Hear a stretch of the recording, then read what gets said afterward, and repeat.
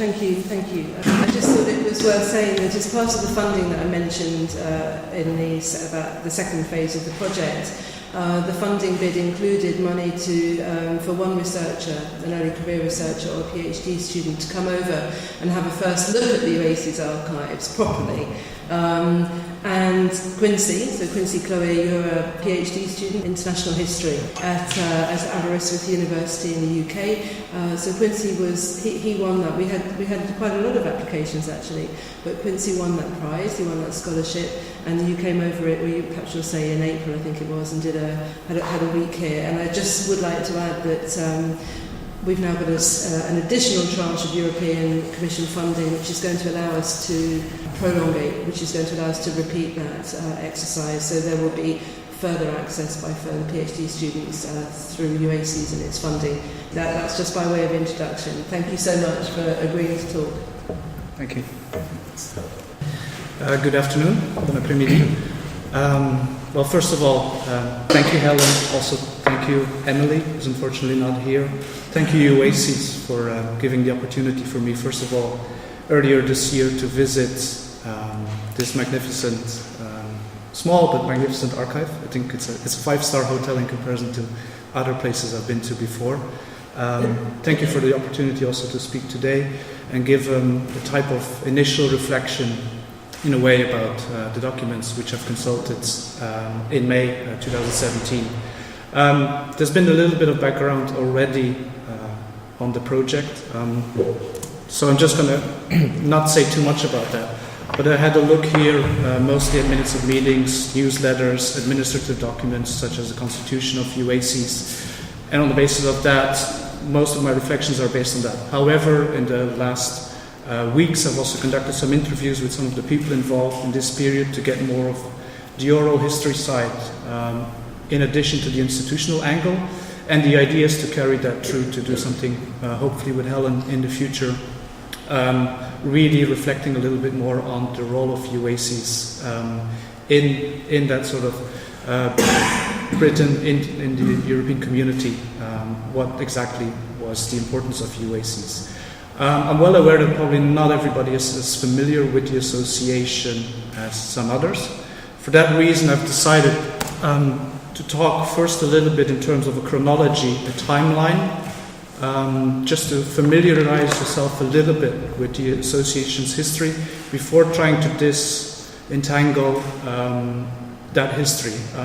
It's not going to be a classic diplomatic history where I'm going to quote a lot of documents. It's going to be a bit more conceptual because I think that's where the significance of the association's role, I guess, can be found. So for that reason, not diplomacy, but a bit more conceptual history.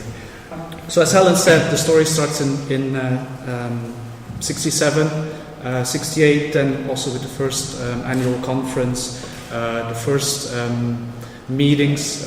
So these are people like Professor John Mitchell, Dr. Roy Price, Geoffrey Denton, who play a very important role. First meeting is at Chatham House. And I think one of the significant things actually about these early periods, of which we don't know that much, there's not that much in the minutes, is the name. So now we know this as the University Association of Contemporary European Studies. Actually, the initial name was slightly different, University Group of European Integration Studies. We don't really know up until now why that change occurred.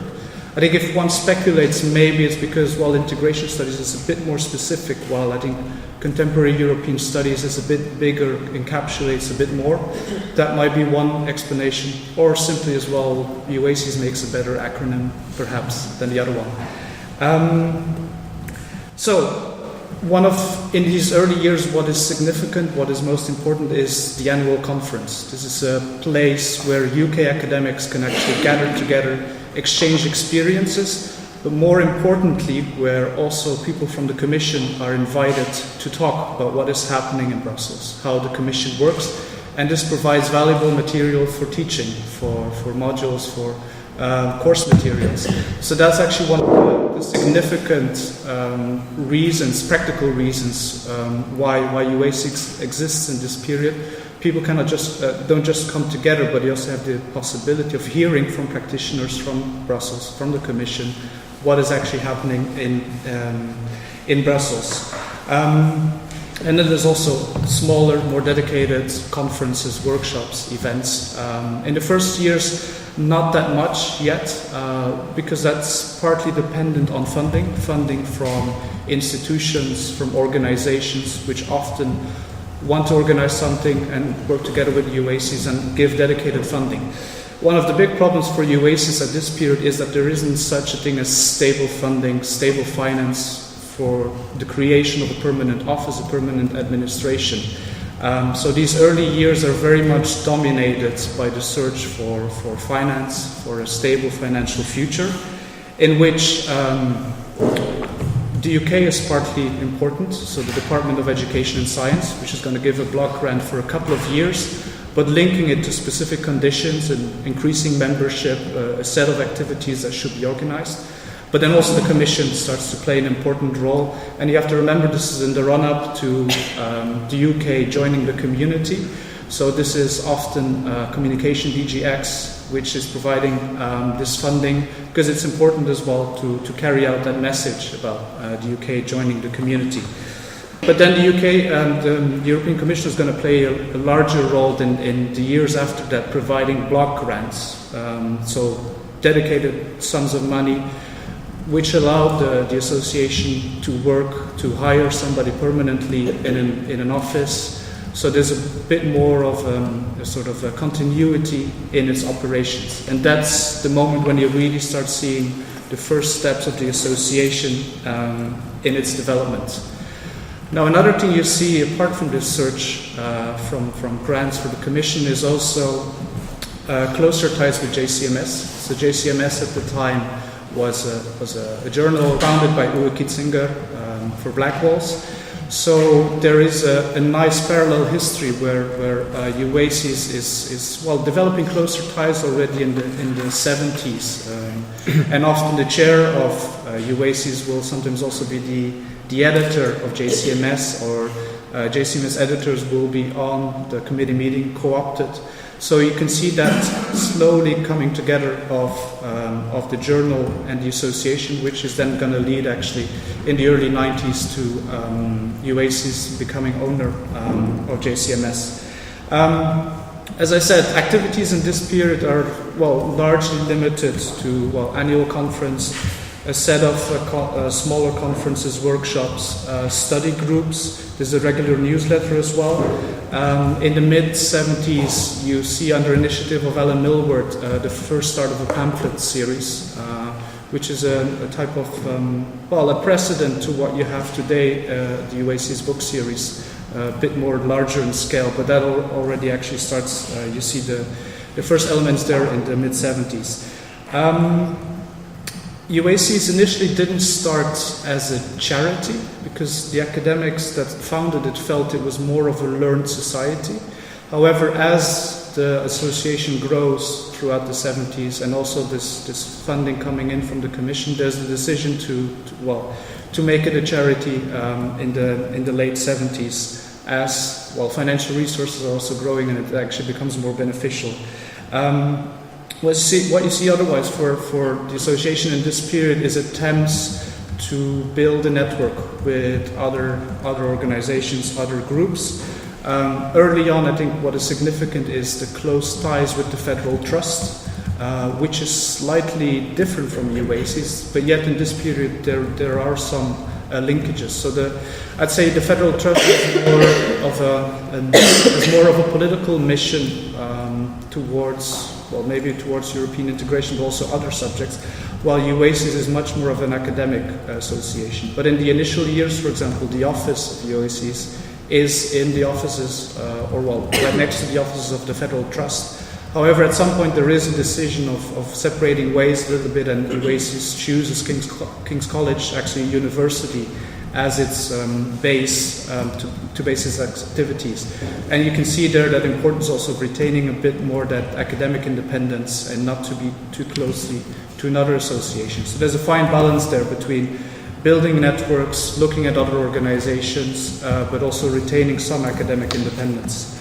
I think what you see late 80s, late 90s is not just a lot of significant changes at the European Community, EU level, but that also have a profound impact on the UACES, the association, to really start reflecting on what is the future going to bring and how can we prepare ourselves better for that. And you see in the minutes, you see in the discussions, there's much more an emphasis on the research agenda. The element of strategic vision, how to prepare for the future, becomes a lot more important. And UACES is also involved in things which are happening at the community level. So Jean Monnet, Erasmus, there's some engagement with these new programs, which is new developments. And all of this also takes place in a sort of a wider societal change, in the sense that you see the first indications of technology popping up, which might seem a little bit banal, but you have to imagine in the minutes there's a big discussion about the acquisition of the first computer, which in today's terms looks a little bit banal, but this was a significant thing. It's also the creation of emails and its own website, which is now actually, in the sense of being a platform, much more important than it was in that period.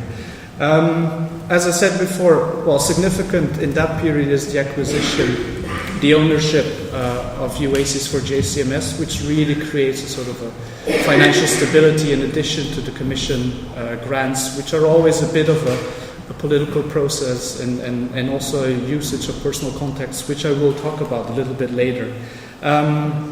Then the 90s, I think, is significant to see that the association is really making a lot of emphasis on formalization, professionalization. So you really see the introduction of things like business plans, SWOT analyses, understanding our competitors.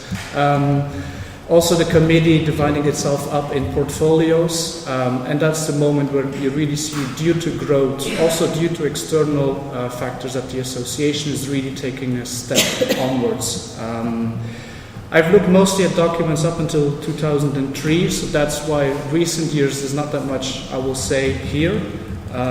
So I'll mostly focus on that period between 1967 and 2003, for which I have quite a bit of material. So how does it look if we look at relationships, if we look at networks? I try to disentangle a little bit the connections that UACES has with other organizations in this period. Try to, see that there's competitors, there's also organizations UACES cooperates with, there's co-option, and there's also support, which usually means financial support. Competitors are organizations in other countries like Arbeitskreis, like CDC. I see them as competitors because you see it in the minutes when there's discussion, for example, about commission grants or about making strategic changes. There's always a reflection for the association to also look abroad. What is happening with other organizations, associations? How do we compare to these other associations? To some extent, that's also the case with Chatham House. But I'd say, like for example, Arbeitskreis pops up occasionally throughout the minutes, throughout the years. So I think that's quite interesting. However, there's also a whole range of associations, organizations with which UACES cooperates. Things such as the European Lawyers, UK AEL, but then also, as I said, Federal Trust. So, as I said, that's really about expansion of network. In some cases, there's also associations with which there's maybe a bit less of a direct link of really cooperation, but people that are being drawn in through co-option, often in minutes of meetings, because they have a certain strategic importance. This can be King's College because of the premises which are being used by UACES. It can also be things like the Foreign Office or some other departments, which are often brought in via co-option because of their importance for network as well. Support, mostly financial support, as I've stressed, mostly comes from the European Commission, from initially DGX, then also Jean Monnet funding. Blackwell's, because of JCMS, is also very important. And then there's also cooperation with sometimes with embassies, sometimes with organizations for specific dedicated events. But as I said, there was a clear attempt from UACES to try to not just being dependent on a few sources of revenues. So in that sense, there was really a search in the 70s already for a certain financial stability. Now, if you look at processes, at things that are happening at the longer term scale, well, the most obvious one is one in terms of expansion, not just in terms of staff. More people, either full-time or part-time, being hired, so the support for a wider range of activities, but then also the network connections with other associations is being extended, and this is something that happens over the decades. I think what is significant as well is to see there's a sort of a top-down to bottom-up transition. Early academic conferences, annual conferences, is often an invitation only. It's the committee, it's the people in the committee often deciding on who to invite. Well, I think if you look at how UACES works today, research conference, it's a lot more bottom-up. It's a lot more papers being sent in, people that, in a way, volunteer to be part of a conference. It's also collaborative research networks, research projects which are being sent in, which are asking for funding. So you see a slight change there of the association also ceding a bit of its control and giving a lot more opportunity to its members, to those who are interested in doing something related to European studies. As I said, financial independence, reliable source of income is really important through the Commission, JCMS. That search is quite significant in the 70s. There's a lot of worries as well because of cutbacks in some instances. Professionalization, significant in the sense that, and linking that also to this search for financial revenues, the 70s and linkages with the Commission happen in a very different way, which is a lot more based on personal ties with some people that are based in Brussels and having conversations and trying to find out how much UACs might get over dinner, and then a couple of months later it would be confirmed. That's the kind of thing that you don't see anymore from the 90s onwards, where really processes are more formalized, streamlined. So there's a big change of environment there, which is driven by this professionalization and by this official programs. I think it's also something that is more external perhaps than internal. I think what I'd like to stress is the role of postgraduates, which is not big, not that significant in the first decades, but as the 1990s progress, really becomes a significant, big element of UACES, of its aims, of its objectives, and really also reaching out to those which are going to become future teachers, future academics, how to also bring them closer to the association, but also give them the opportunity to network, to set up research, and to learn from each other. That's not so much covered in the archival documents because that's more of a recent development, which is more around 2000, 2001, than with the creation of a student forum, a dedicated cluster within UACES. That will be something for future, sort of the next 50 years to look at. But I think that also shows that there's been a very major transition from the association itself, from being more of a British learned society in its initial setting to much more of a European umbrella association, not just in terms of membership, but also in activities, location, people involved, students as well, which really shows that there's something remarkable has happened over the last couple of decades, which also says something about the future sustainability, I'd say, for UACES as an association. There's just a couple of themes I would like to pick up a bit more in detail, and where I've included a couple of elements from minutes of meetings. One is really that balance between autonomy and independence, which I've talked about, which is always difficult, of course. If you're an association and you're dependent on others for your function, for your activities, then it's also a question to what extent can you receive funding, finance, but also not being too reliant on this on this as well. The Commission also has its interests, has its agenda, and in some cases also tries to push a little bit its activities. There's a couple of interesting things where you can see, for example, this personal approach and these personal visits from officers to Brussels, having meetings. This is still very typical for the 70s, but that completely drops out as the decades progress, and there's no mention of these things anymore as we get closer to the millennium. One interesting dimension is this triangular relationship between the Commission and the London office, so the London office of the Commission, which in a way UACES often tried to get past in trying to deal directly with Brussels rather than the London office, because it was felt sometimes that this was a bit of a competition. So the London office of the Commission also was in charge of a range of activities, and sometimes felt like, oh, but this is something that UACES probably can do. And then UACES was more, well, we'd rather not, we'd rather focus on our own things. And also when it came to funding, rather try to talk directly to people in Brussels than try to pass first through London. As I said, network is really important, and you see that in co-option within the committee, but also when it comes to conferences. What you do see less, though, over the years is practitioners. So it has become a lot more focused on the research agenda, on academics meeting, while initial annual conferences were very much about Commission people, Commission representatives being invited as well to share their views, which I think marks a clear difference from the initial period. The second theme is a little bit this inner and outside world, which is one of expansion and change and competition as well, which I've touched upon before.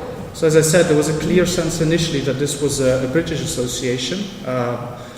Foreign members could join, but for example, when it was also suggested, for example, to Dutch academics that they should form their own association rather than they could always join UACES, that wasn't a problem.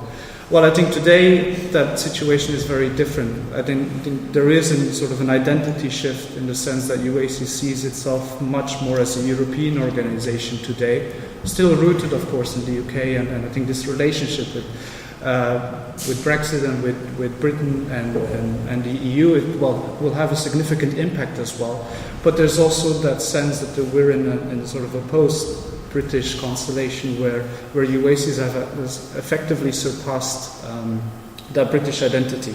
As I said as well, an awareness of competitors as well, and that was some of the interesting things also in speaking with former chairs, former committee members, who shared a little bit also about how they looked at competitors, and they felt like the other ones are stagnating. We need to do something which is different, which takes into account the changes that are going to happen through Maastricht.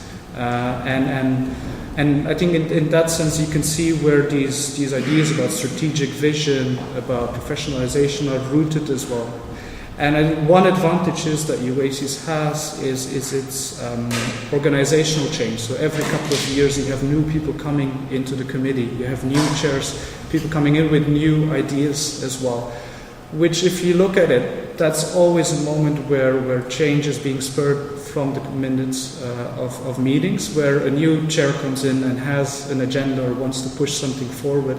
I think that has been a very important drive, not just for growth, but also widening its thematics, its activities, but also really thinking about the future and how to prepare best for what is coming, for how academia is also changing, how European studies is also changing. What I want to conclude with is not really big conclusions, it's more reflections, it's more questions. It's difficult to pin down. I mean, of course, there's a constitution and there's objectives listed in that, but it's difficult to pin down actually what is UACES, whether it's a facilitator, whether it's a learned society, or it tries to do other things as well. And it's a question which I'm still thinking about, which I'm still struggling with, also because there is a clear changed throughout the decades. Because of the expansion, because of the wider range of activities, it's difficult. You cannot compare the association from 67, 68 with what it is today in 2017. But there are certain things which pop up, that mediating role, that facilitating role. And then also one particular question is how it deals with the Commission, how it deals precisely with this question of funding, which always comes with certain strings as well. There's always an expectation to organize something which also benefits the Commission or reflects its agenda. So those are questions I'm still looking into, and which are going to help me as well to understand where exactly to position UACES as an association in between the field of European studies and, well, the polity, the European Union. What exactly is its role being played there? Is it co-constituting, or is it more of a gatekeeper, or I don't know, more of a clearinghouse as well, guarding quality?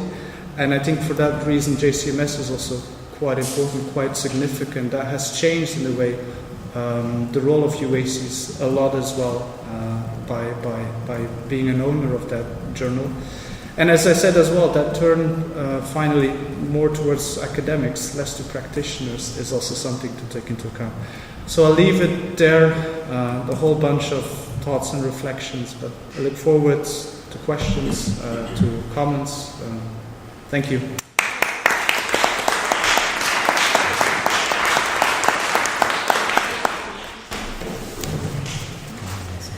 Thank you, Quincy. I can't tell you how much pleasure it gives to see all that coming back on the basis of your stay, and that's fantastic. And I think there is room now for questions or comments. We've been very generous in our timings, and so we have till sort of 3:30, including the coffee break. And perhaps, are you happy to take questions? But yes. For any of us, I should just say, Quincy, as I enter the 6th year of my chair, of my mandate as chair, I feel that I probably am a block to some of these things that you've put in. So we are looking for a new chair. And on that note, yeah, perhaps I could open it to the floor. Is there a mic, do you think? I think the acoustics are quite good, aren't they? Yeah. Okay.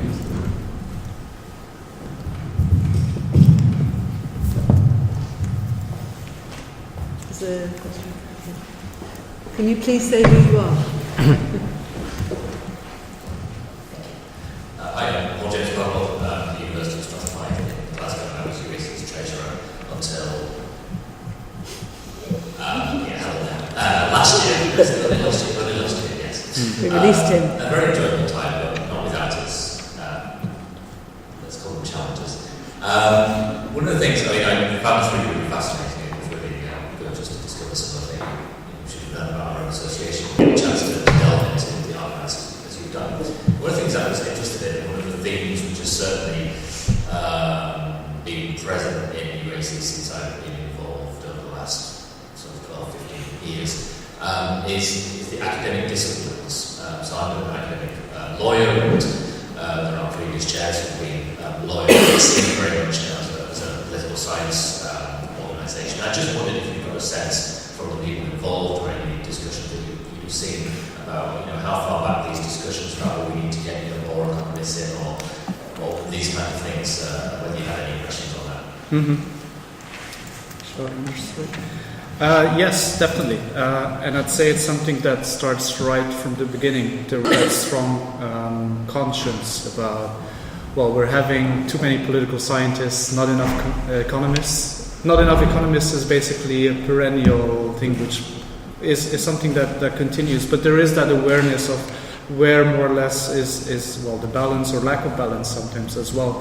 And there's attempts, I'd say attempts, I'm not sure to what extent they were in the way successful, throughout the 70s, 80s, trying to increase to some extent the number of lawyers, but mostly the number of economists. So in practice you mostly see political scientists already then. One general comment I can make as well about like conferences, disciplines, topics is that how much it's changed as well. If you look at the titles of these workshops, at the titles of these conferences from the 60s, 70s, is very broad, sometimes very philosophical, and where you really see that clear direction to specialism, specific issues, really panels on something really small, which wasn't there in the early years. As I said as well, that was often also the case where the committee was in charge of inviting people, and I just thought like, oh, who do we know that we could invite to talk about this issue? So it was also very much driven by the committee members themselves and their interests. Well, I think you see today, like if there's, I don't know, a majority of political scientists really wanting to put a panel or a certain topic on a conference, well, it's going to be reflected because they essentially submit their abstracts, and so in that sense there's a lot more autonomy given to scholars. But I think in practice it's always been very much a political science association. Yes. Can I add something? Yes. The article by Alan Millward in 1975 in JCMS in the special issue called "What's in a Name," the history of, and it's about the European Studies movement, and that's a really good read. And in fact, Wiley had just put that article in JCMS back out onto open access, so it's from 1975. It's quite a naughty article, really, as in Alan Millward's kind of getting really angry about his own institution and what it means to have a new discipline. And the reason I'm taking the mic, is because it's about interdisciplinarity. And it's a really good piece on, he actually uses the analogy of Marks and Spencer's versus Tesco, whereby to try and sort of depict how a new interdisciplinary subject area, such as European Studies, might be meaningless, and I think that's the Tesco analogy, so I'm not making any comment on Tesco. Whereas he feels that the movement, the European Studies movement, could give way to genuine interdisciplinarity if it takes the M&S route, sort of the more high quality. And it's really fascinating. He talks about how trying to come up with a new discipline or interdisciplinarity kind of blasts institutions, blasts the cobwebs out. And he talks about the physicality of it, moving out of offices and out of chairs and departments and so on and so forth. I'm not doing it much justice, so fortunately Wiley has put it back on open access, and I urge you to read that and the rest of the issue. And it's specifically about interdisciplinarity and so on. Yes, my name is Abe Newman, and I'm the UACES chair, so I'm Helen. I feel your pain. But I have a question about kind of the political advocacy of the organization over time. This is a self-serving question because in the recent several years, our organization has been asked more and more by our members to make statements about current events, about what's happening in the world around us. And it's a difficult situation for this kind of professional organization, and I just wonder if they saw that happening over time, and what themes or how did the organization respond to kind of those pressures to become politically active? I could start with one clear example, and it's also something which I've asked certain committee members and chairs from the past about. And one which is the 75 referendum, to what extent UACES was in any way engaged with that. What I got back from it is mostly individual members were very active, had a clearly outspoken opinion, but less the association. So the association wasn't really instrumentalized for that political purpose of really campaigning. When it comes to minutes of meetings, there's a little bit that talks sometimes about advocacy, but I'd say in practice it's not that much pursued. It's I'd say the research agenda really dominates. That's something at least that comes quite clearly from the minutes. So I don't know, maybe in practice there might be something different. But I'd say from what I've heard about the 75 referendum, suggests that if there was any sense of advocacy, it was a lot more individual. It was a lot more the people that were engaged, that had a clear opinion about it, and that would campaign on their own initiative, but not really through the association.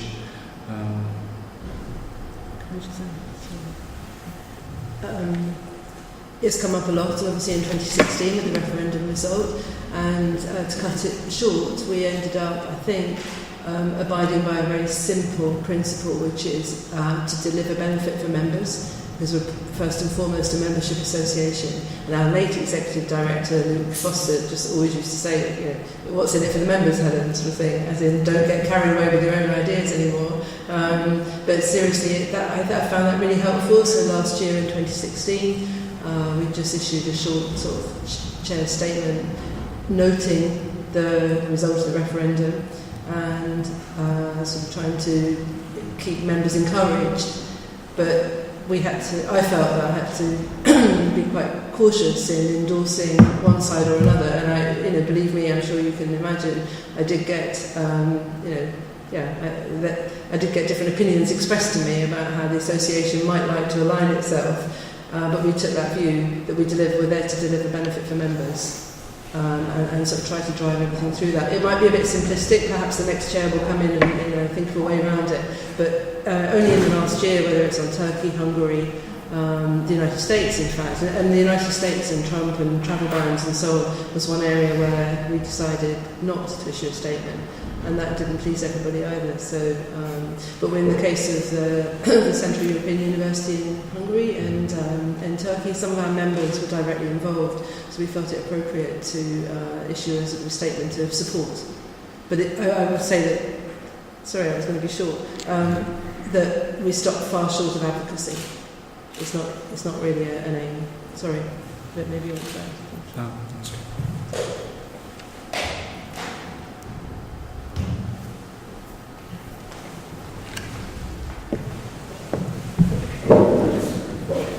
Thank you. So my name is Maria Garcia. I'm the new secretary of UACES. Thank you very much for teaching me a lot about the organisation. And I have two questions. So one is the serious one. And I was wondering if you could say a little bit more about the competitors. You mentioned Arbeitskreis, CDC, and just give us a little bit more information on that. And the other one is the more mischievous question. So you've been very thorough and diplomatic in everything you've put forward. Was there anything surprising, or what was the perhaps most unusual or funny thing that you found in those archives? Thank you. I might need to think a bit about the second one, but... No, don't think.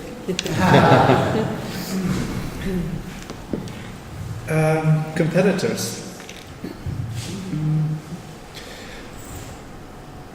Yeah, it's a funny relationship, because what you see is in some cases that they're identified as competitors while also having, in a way, a close relationship through members, because some members of UACES aren't just members of UACES, they can also be a member of Arbeitskreis or Chadam so there is an element there of overlap. But what you see, I mean, it's sometimes what you definitely see in the 70s. It's used as a strategy or as a justification to push the Commission for more. What you often see in minutes of meetings is like, oh, but the Arbeitskreis gets this, so why don't we get this? Why aren't we being treated equally? So, and you see that as a sort of a justification there, like, oh, we should push a little bit harder, at least to get the same amount of money.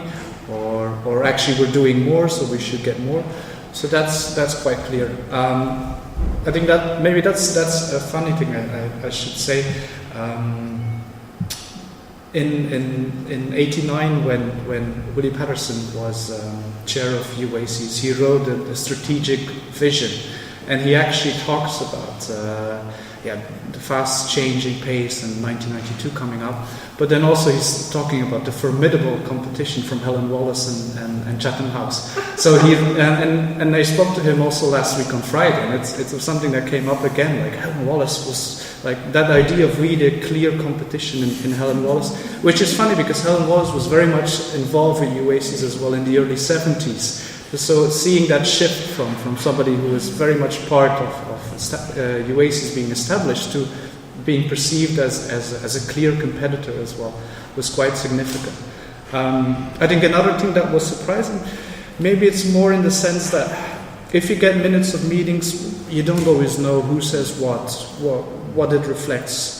But then if you actually talk to the people, and I think for that reason oral history is a fantastic addition to this project, you can actually start seeing what people find important. Like Willie, for example, was really talking about big strategic visions. Last Saturday when I spoke to Eve Evans, who was the administrator for UACES for decades, she focused on the students, on the scholarships for the College of Europe, which UACES was organizing, and she was talking a lot about giving opportunities to students, sometimes coming from difficult social backgrounds, but giving them the opportunity to go study in Bruges, to go study abroad. So you see, just by where the people put the emphasis, also what a wide range of views, opinions there were at the time. And then those minutes of meetings are just sort of a mix and a reflection, a little bit of everything. But then you need to go and actually talk to people to start puzzling together.